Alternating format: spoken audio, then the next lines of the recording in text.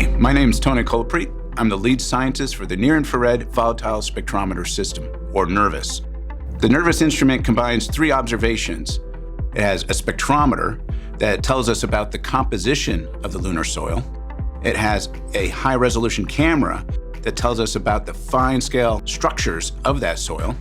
And it has a temperature measurement that tells us the temperature of the lunar regolith.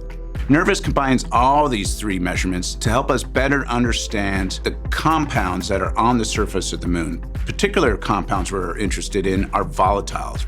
A lunar volatile is a compound that is very sensitive to temperature.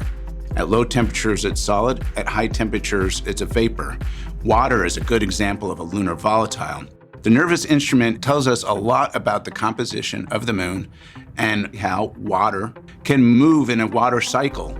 We believe water is manufactured in sunlit regions of the moon, either through solar wind or through micrometeoroid impacts, and then migrates to the poles of the moon where it's captured into dark, permanently shadowed craters.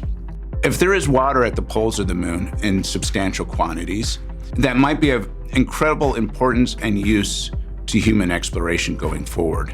For example, the Artemis program might be able to use that water as a resource to provide radiation shielding, to make drinkable water, or even as a rocket fuel.